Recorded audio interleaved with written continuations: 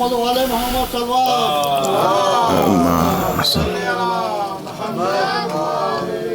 All right, for everyone to know, right, before I start the speech, that tomorrow will be the last day of Ramadan. Tomorrow will be the last day of Ramadan, and Wednesday will be Eid al-Fitr, the first of Shawwal. The moon has not been sighted, and it wasn't capable of being sighted. So tomorrow is going to be, so we'll have a full month of fasting, 30 days, and Eid will be on Wednesday. And we have the prayers here at 9. The dua and takbirat will start at 8:15. So if you all can make it, inshallah, we will hope to see you. The fitra is $10 a person. And that is for every person who lives with you and who's dependent on you on the night of Eid, on the eve of Eid at Maghrib time. So if you have guests at Maghrib time, you have to regard them as people of the house. But if you come after Maghrib, it's okay. If you have guests that come after Maghrib, it's okay. Then they'll pay their own and you can pay their own. But if they come at Maghrib time and they spend Maghrib at your house, so we hope to see you everyone here at Maghrib time tomorrow.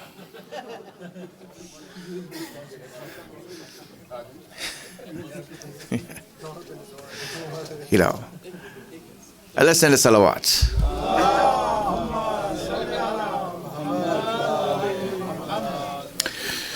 أعوذ بالله من الشيطان الرجيم بسم الله الرحمن الرحيم الحمد لله رب العالمين وصلاته والسلام على أشرف الأنبياء والمرسلين سيدنا ومولانا أبي القاسم محمد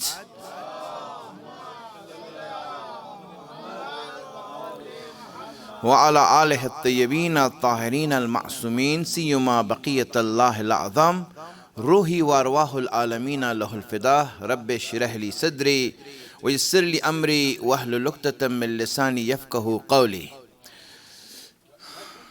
Yes, if you all can move, there's a lot of space this way because I know some more people are outside and they'll want to come inside, so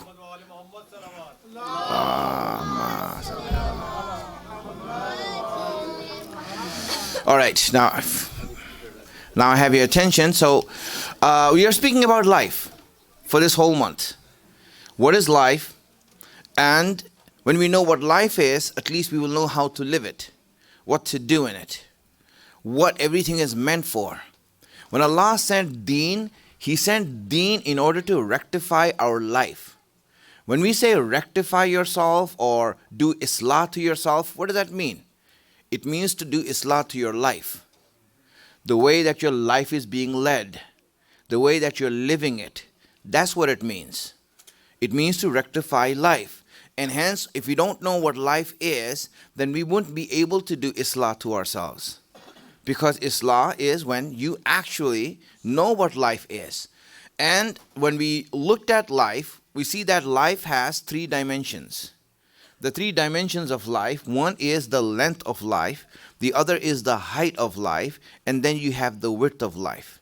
The length of life is how long you will live for. And the answer to that is that you will live forever. This life Allah gave you, He's never going to take it back from you. You are alive now. Nothing is going to take that away from you. Second thing is the height of life. It is what you achieve and what you make of yourself. How high can you go? What status can you reach?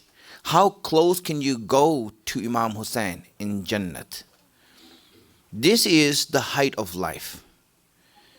And that's why when it says that they are the Imams of Jannat, Sayyid-e Shabab Ahlul Jannat, it means that they are at the highest most point.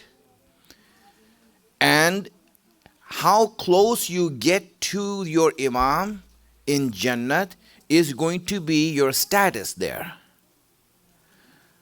How close can you get there? How near do you want to be with him? And it depends on the height that you achieve here. in this life that you're living. And then there's the width of life. The width of life is opening your possibilities. How much can you use Allah's blessings? How much can you utilize them? Some people, for example, have a lot of money, but they don't have the capacity to use that money. You will see a lot of people get a lot of money in their life, but they have no capacity to use this money. They don't know what to do with it. You know, it's interesting if you see it, right? If someone gives you $1 billion, you know, and you think that, oh, $1 billion will be great, this and that. Do you actually know what to do with it? Really, most people don't even know what to do with that money. Nothing. The only thing that's on their list of things that they have to do once they hit the lotto is that they're going to quit their job. That's it. I'm going to quit my job. Then what? Buy a house. Then what? Buy a car. Then what? Buy another car. Then what? Get another wife. Then what? You know? I mean, when you look at it, right, there's no list that happens. If you look at it, people don't know what to do with that money. They don't have the capacity to have it. That's why in Jannat also, Allah will not give it to you unless you have the capacity to receive it. So this capacity is locked, it's limited, it's restricted, and we have to open it up. We have to unlock it. And Allah has created the existence of us in this dunya in that way. Everything is limited. Resources are limited. Jobs are limited. Food is limited. Everyone just has enough. You see that. There's nothing superfluous. If you look at it, there's no one, for example, Allah does not make so much that everyone can be a billionaire. No, not everyone can be a billionaire here. Allah, why didn't you make that much wealth then for us, that everyone can be a billionaire? Because, again, the whole idea of this life would lose its meaning. The life that we're living right now is a game. It is a game. Allah has actually put us in a game. This is not something serious. It's a game. You're playing a game. It has all the characteristics of a game. Just like Allah says in the Quran. It is a game. And hence, if you are used to playing a game, you will understand what life is here. What is life here? Things have to be restricted. Everyone can't go to bed at once. Everyone can't bowl at once. Only one person has to bowl, the other people have to bat, and the rest of them are bored fielding. And they're looking at them when it's my turn. And that's all they're concerned about. When you look at it, that's how it is. Not everyone gets the chance. And sometimes, you go into a game, and if one person scores 100, if he scores a century, what happens? It is at the expense of other players not playing. So all those players inside there never got a chance to play. Because his one player is so good, he got that much. So we laud and we applaud the 100, but we're not saddened by the fact that all these people didn't get a chance to play even. You see? So the issue is that, why is this? Because life is limited. Game is like that. And hence, life is like that also. Not everyone's going to become that. And Allah created it that way so that we can truly go through life knowing that it's a game, and this is what makes the life here exciting. Salawat ala Muhammad wa ala Muhammad.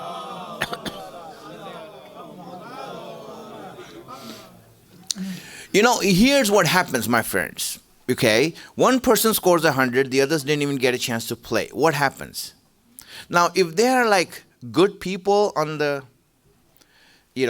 on the sidelines waiting there, so they'll be like, okay, we won.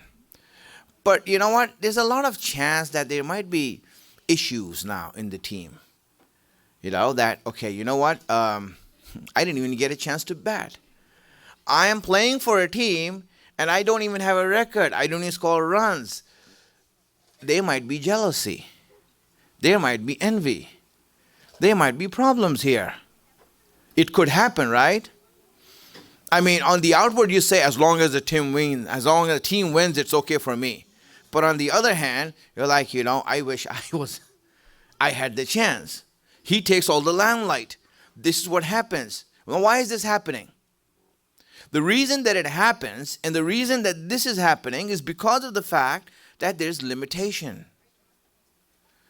If you understood the idea of limitation in life, then you will understand many things. For example, if there is a road, and we are used to roads here in Los Angeles, one of the cities that have the largest and biggest and amazing roads in the world, right? But they're always full. They're always full. Even with the greatest road system that we have in the city, you see that they're always full. In rush time and rush hour, it's like everyone is upset. Right? If it wasn't for the good weather and the sun outside, you will hear people honking and cursing at each other, like they do in Chicago. Because it's winter and it's snowing, people are already upset. And when there's traffic, that's it. They just blow up. And everyone is getting upset at each other. Now, why is this happening? You see, there are a lot of cars. Roads are limited. Now, when the road is limited, what happens? What happens is that everyone has to find a way. And everyone is coming in each other's way. This is the natural result of limitation. You are going to cross each other's path. Allah gives the example in Hajj. When you do the tawaf, if you know what the tawaf is, it is the example of life. It is a role model for life when you're doing the tawaf. And now he made the tawaf in a very narrow space. Many people have to go there. Now, when you are going there, you see what happens? It is a natural tendency or a natural result, a consequence of that place and the amount of people that you now step on each other's feet. And you push each other. And everyone you're seeing, when you're being pushed here, you're being pushed here. And then when you look at it, it's not the fault of the person next to you. It's not the fault of the person who's on the left. It's the fault of the system. It's limited. Allah, if you had made this a wide path for the whole ummah, and you invited the whole ummah, you should have made this bigger. So what will happen? Everyone will walk in their own lane and no one is going to cross each other. No one is going to hurt each other or get upset or any of these problems will occur. But then that will defeat the whole idea of a game. That will defeat the whole idea of a game. So what happens? Here, in this life, it's the same thing. We are a lot and space is little.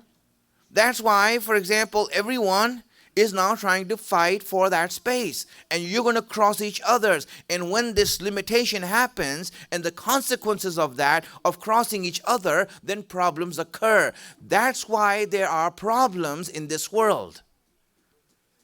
Problems of relationships, problems of friendship, problems of animosity. Why? Because there's a limitation here. Allah wanted that. That was intended. Allah said that this is the only way in which life could be created here, structured here for you to go through it and learn how to live in a limited space and navigate yourself through life. Because that's where our greatness comes in. That's where it comes in. Yes, and that's the idea of everyone who becomes a billionaire or wins the lotto. They want a house away from everyone else so they don't have to see their face again. What do you want to do? I want to give money to my relatives so they can get out of my face. And they'll never see it. And I'll go to an island and buy an island. And the only way to reach me is through a boat. This is the idea. Everyone wants to run away with it. They don't have to cross each other's. But the idea is that if you do that, then you lose the potential of growth. You lose the potential of growth. The only people who are successful in a race are the ones who take part in the race. They have the chance of winning. Have you ever been to NASCAR? It's 2 hours of boredom for the audience. It's just like cars going round and round and round. It's like, okay, let's get it over with. What lap are we on now? And so, you just go round and round and round and that's it. But here's the deal with it. The cars that are on the field racing, thank you. Salawat ala Muhammad wa ali Muhammad. The cars that are in the track racing, these cars, there's going to be a winner. Someone's going to be successful. But it's going to be from the people who are in the track and racing. Now, there's many other cars in the parking lot. Are they going to win? Do they have a chance of winning? Just like there was no chance of sighting the moon today, those cars had no chance of winning because they're in the parking lot. It's not even in the race. Only when you get in the race, you have a chance of winning. The idea of success only comes when you take part in life. When you are involved in life. When you have the usual normal problems that everyone else has. You have relatives that you don't like. You have friends that you don't want. And, you have a boss that you want to, bling, But you see, and you go through life like that. So what happens when you go through life like that? Let's say, I don't like the boss. What do? I start my own business. You know what happens when you start your own business? Now the loss is your loss. Yes, no one's going to give you a paycheck. You got to earn it now. See, it's another headache. You got to work for it. You got to work for every cent that you have. No one's going to just pay you just for coming up and showing up for work. You see, it's harder, right? Doing a business is harder. So no matter what you want, there's going to be some problem there. And then on top of that, if you become a mu'min, a believer, and a Shia, you get your own special problems. Yes, you get your special problems, right? That's it. For example, everyone else is in the Olympics. You're in the Special Olympics. Have to make special arrangements for you all. You need more attention because you are closer to God. He likes you more. So what happened is that he wants to give you more problems. And he gives you on top of that. This is what happens. And when you look at it, you see these problems are always there. It's a natural part of our growth. And everything that is there for us is because that's the way life is structured here. If you know that life is structured in this world with limitation, tell me, what would make you happy here? What is the only thing that makes you happy here? I'm not talking about Tylenol. That's going to give you a temporary relief. I'm talking about actual happiness. What is the only thing in this world when you know that the structure of this world is that you have pain and suffering? And Allah mentions that in the Quran. Ya ayyuhal insan innaka kadihun ila rabbika kadha. You are in pain going towards Allah. You're struggling. There's no easy way. You're struggling. So the structure of this life is struggle. That's the way it is. So what is the only thing that will give you happiness? Well, no, strength will give you the ability to withstand it, to tolerate pain, but not happiness. The only thing that really gives you happiness? All the other things are just to tolerate pain and to get through it. But the only thing, the only comfort that you have that gives you happiness in this life is knowing that it's not going to last forever.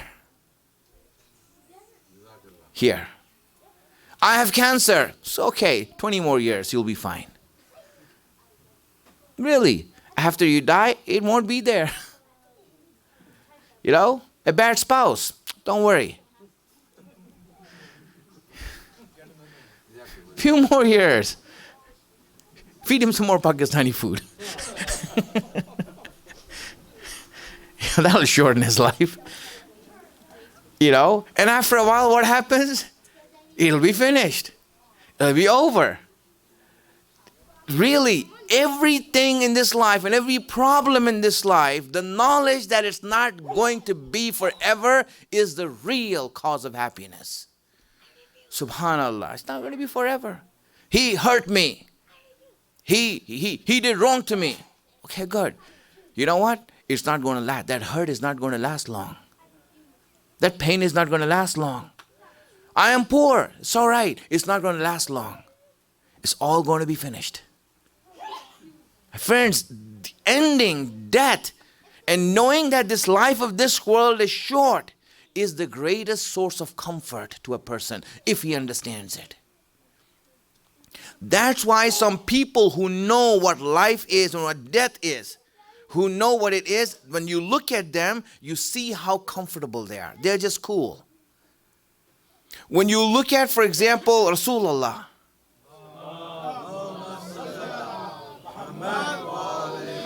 one of the characteristics he had was that he was just cool. Nothing bothered him. Nothing bothered him. No matter what happens. They came in Uhud. They said that they came so close that they broke the teeth of Rasulullah with their spears. That's how close they came to Rasulullah and killing him. And he was standing there just relaxed, comfort, serene. Nothing bothered him. It was like you look at him and says, nothing bothers you like that. Imam Ali, nothing bothered him. No matter where you find him, what situation he is in, he is just relaxed, just comfortable. Why is that? Because when you know that there's nothing here that's lasting, then pain is also not lasting. Then why should I be bothered with this pain? Why should I be bothered with this thing? It's not going to last forever. The only time when you are bothered by the problems here is if you think that this is your life and that's it and there's nothing after this. Then yes, you know what? Your life is miserable and you'll die miserable. And there's nothing that can change that. You can try to be a billionaire as much as you want, but how many people are in the list of Forbes billionaires? What's the odds of you coming there? I'm telling you, it's not. It's easier for you to become a football player in NFL or a basketball player than to become a billionaire. My friends, really, you are going to go through a painful life. Everyone is. And you know what? If you think that this is it, then I feel bad for you. I really feel bad for people like that who think that this life is it and that's why. Because why? They should be really serious now about their problems. And those problems are killing them more now. You see, it's one thing you have problems that everyone else has. But the tension you get from those problems is worse than the problems themselves. Did you get that? And that's why it just doubles up and doubles up and doubles up until, you know what? All you can think of is your shrink. And hiring a shrink and getting yourself examined. And your head examined. And there's nothing wrong with your head. It's just that you are taking tensions for yourself. Why are they do that? Because they don't know what life is here. If they knew that this life is only for a while and it's for our growth and our actual achievement is for there and that's where we'll live forever, then Allah is saying, listen, yes, that's what I'm going to give it to you. Why? Because, the structure of Akhirat is a place where Allah can reward you. There's nothing here. What can He give you? Even if Allah gives us Jannat, what's the use of that if it's going to go away in 70 years? Allah, I don't want a Jannat here. Because the structure here is not meant for me to be that happy. I mean, as the adage goes, the higher you go, the harder you fall. Right? And if you get more happiness here, right, you're going to fall harder in life. And you can experiment it yourself. Every time you see you're so happy, just know that, you know what, tomorrow something's happening. Something's happening that's going to bring you down all the way. So don't get too happy, otherwise you're going to have a hard fall tomorrow. That's the way it is. Why are you trying to do that? Don't get too happy with the happiness here and then get too sad with the sadness here. Make yourself such that whenever these things happen, you know that it's not forever. True happiness, Allah is saying, I can only give there because that's where it's lasting and it's going to be forever for you. If I want to give you Hurul Een here, I mean, you will be miserable when you die. You know, and that's what happens, you know, when, you know, not to beat a beaten horse before, right? But, you know, a lot of times Allah makes those matches of marriages, you know, so that you grow from that and you die happy. But Allah, this is the way it is. When you actually look at that, you have to thank Allah. Allah, you know what you're doing with me. You know what you're doing with me, and I'm happy with this. You know, because the true happiness you want to give me is there. That's my real life. That's permanent. And hence, my friends, knowing that your life is permanent and forever and happiness is there is what gives us that true, you can say, spirit inside of us. The motivation. Subhanallah. I'm here forever now. Nothing's going to happen to me. Allah, you made me and I know you. You don't take back what you give. In fact, if you look at Allah, when He gives you something, He doesn't take it back for you. In fact, when He asks, if he ever asks something back, He asks it very respectfully. Really, Allah is very respectful even when He asks it back from you. He's very respectful in asking it from you. Yes, you know, I mean, when He gives it to you, it makes it yours. He will not take it back from you. And when He asks it, He says, Akhridullah khardan hasna. Give a loan to Allah. Allah, but this is yours. I know, but I want to give you respect when I ask it back from you. This is Allah. So when you see that He is giving us life, you think He's asking us back? Even then He says, if you give your life up for me and die for my sake, and give up your life for my sake, listen, you know, I cannot explain here what I'm going to give to you. I cannot explain here what I'm going to give to you. There's nothing here to give an example by. That's why Shaheed has no example. Someone who's Shaheed has no example. He gave it up for Allah. And Allah will say, oh, you know what? You know, you did that for me. Just, you know, you just put your trust in me and see what you're going to get. You will be happy. You know, amazing. This is who Allah is. Allah's nature is that. You think that He gave you a life, He's going to take it away from you like that? He's not like that. His akhlaq is, His etiquette is not like that. And that's why when you look at life, life is permanent. And this is what should give us that true happiness inside, knowing that we are going to live forever. Salawat ala Muhammad wa ala Muhammad.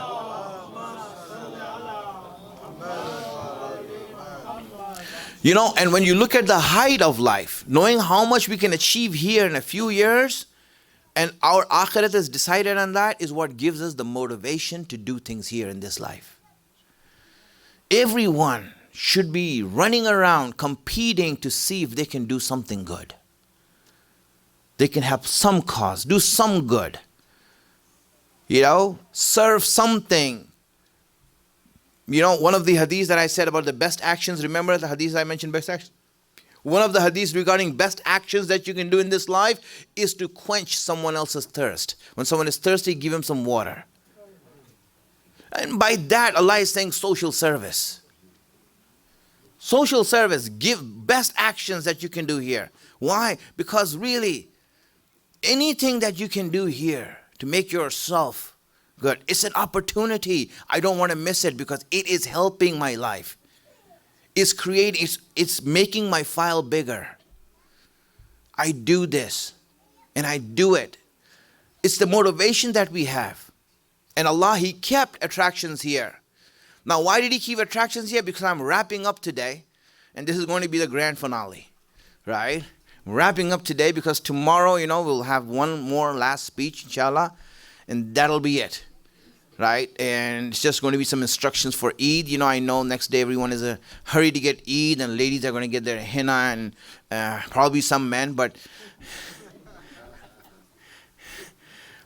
other than that, they can do it behind closed doors. It's fine, right? But what I'm saying is that since this is the final, I just want to go through this and wrap it up for you real fast.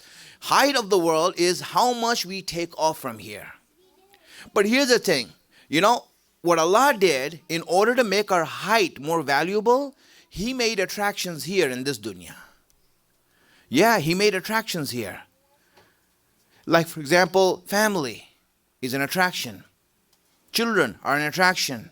Wealth is an attraction. Reputation is an attraction. Izzat is an attraction. All of these are attractions. Allah, why did you keep these attractions here? If you had nothing here, we would have just taken off and flew away. But the problem is that if you just take off and without anything holding you down, if you just take off, then your takeoff and your flight will have no value. You know why flight is valuable? The Wright brothers, they built the first airplane. It was a big deal. Now everyone is flying. Flight, why it's so valuable? Why is it valuable? No. The reason it's valuable is because there's gravity. Gravity is pulling you down. That's why you can't fly. To fly in a sphere where there's gravity pulling you down is valuable. That in spite of gravity being pulled down, you're flying. This is what makes it valuable. If you want to fly on the moon, it's not that big a deal. You can be jumping 50 feet in the air. But try doing that here, where there's gravity. Allah kept the gravity here so that when you fly, your flight will have value. The same reason He put attractions in this dunya, so that when you start flying, your flight is going to have value. You are going to become great. That in spite of all these things holding you down, you're able to fly. You're able to go higher. This is the reason why the height of the dunya is so valuable. And it makes you great. People, in spite of all the attractions, they leave it. That's why it is important for us to have these attractions. And I explained that before. They have it with us so that we can learn how to sacrifice them for Allah's sake. Learn how to sacrifice them for Allah's sake. For example, if a person, he wears like torn clothes and old clothes and this and that, for him to fall into sajda on the street is easy. But someone is wearing Armani suit, he thinks twice. Suit costs 2,000, It costs 2,000, If I go down, it might get wrinkled or some, it is there, right? So if you have it, then your sajda is going to be more valuable. That's why your sajda is more valuable. And that's why your height is great. Having these attractions and having them with you, that's the height. And the width, again, the width is the possibilities that you have here that you can open up here. And the width is opened up by what? By the codes Allah gave you. The codes are called Shariat. Following the Shariat, why? Why should we follow the Shariat? Why should we limit ourselves in spite of all the other limitations so that I can unlimit myself in the real life? Every time you pray, it is a lock that is opening your life there. Every time you stay away from sin, it's a lock that's opening there so you can use more of Allah's blessing. When you go to Akhirat and you see other people who have more blessings than you, Allah says, I want to give it, but you know what? You don't have the capacity to take it. You can only see Imam Hussain once a year. That's your capacity. Some people see it once a week. Some people see him every day. Man, it's up to you. Some people might see him once every 1,000 years. So you have to wait 1,000 years to see him. Why? Because you didn't grow in your capacity. That's what it means. You want to grow in capacity? This is what it means. Follow Allah's laws here. Limit yourself here so that in the akhirat it can open you up and give you a better chance. So this is my life. This is life, my friends. Once you understand it, then you will know where everything fits in you. Why these things are there. Why Imam Ali is the Imam. Why Imam Hassan is the Imam. Why is he the Imam? Because this is where our width and our height comes in, and from there we understand Imam Hassan is the Imam, that Imam Hussein is the Imam that we have to reach.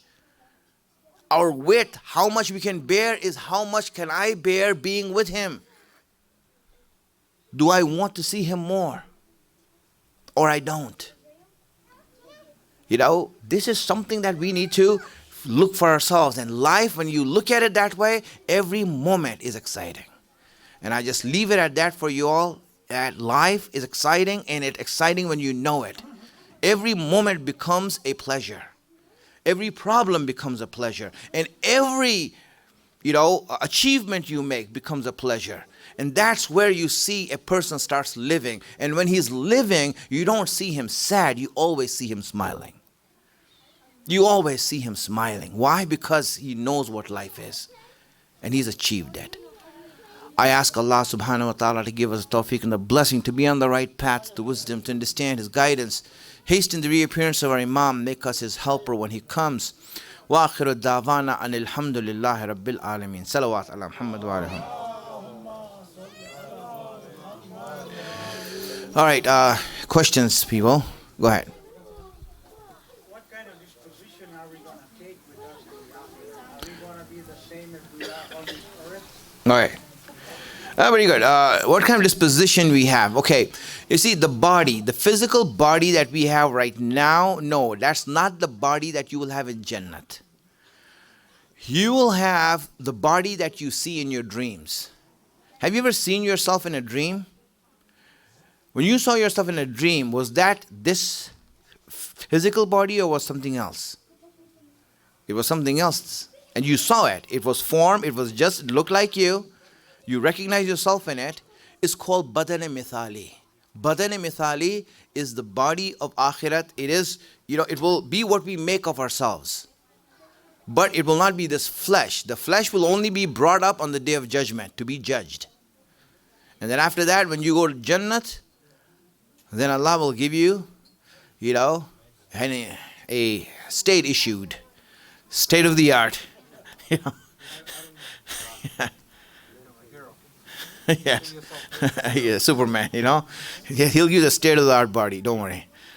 Yes. Imran. Are the questions about what we're talking about? No, anything? Yes. Why are we fasting? Pills, no. Nothing that goes down your throat. All right. Any other questions, anyone, regarding tomorrow? And so the ladies, is there any henna here tomorrow, mehendi and all that? There is, right? So there's going to be mehendi here for everyone, to get that going. So, inshallah. And if the men, small tattoos, All right. Anything else, inshallah? And I think that's it. We will end it here. Yes, you have one question? One last question. No, it will not break your fast. Good question, though. Very good. Salawat. Assalamu alaikum ya Rasulallah, ya Habib Allah, ya Khaira khalqillah wa rahmatullahi wa barakatuh.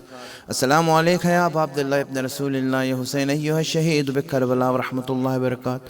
Assalamu alaikum ya Sahib al-Asri wa zaman. Assalamu alaikum Imamana wa Imam Insi wal Jan. Ajalallahu ta'ala farajak wa sahalallahu ta'ala makhrajak wa dhahurak. Assalamu alaikum Jameel Masumin wa rahmatullahi wa barakatuh.